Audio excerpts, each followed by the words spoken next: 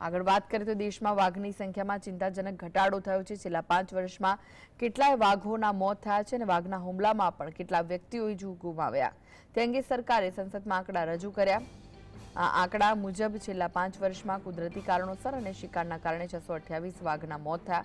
National tiger conservation ઓથોરિટીના report મુજબ વર્ષ 2019માં દેશમાં 96, વર્ષ 2020માં 106, 21માં 127, 22માં 121 અને 23માં 178 વાઘના મોત થઈ ગયા। કેન્દ્રીય પર્યાવરણ રાજ્યમંત્રી કીર્તિવર્ધનસિંહે રાજ્યસભામાં એક સવાલના જવાબમાં કહ્યું કે છેલ્લા 5 વર્ષમાં વાઘના હુમલામાં 349 વ્યક્તિઓના મોત થયા છે। સૌથી વધુ મહારાષ્ટ્રમાં 200 લોકોએ જીવ ગુમાવ્યો।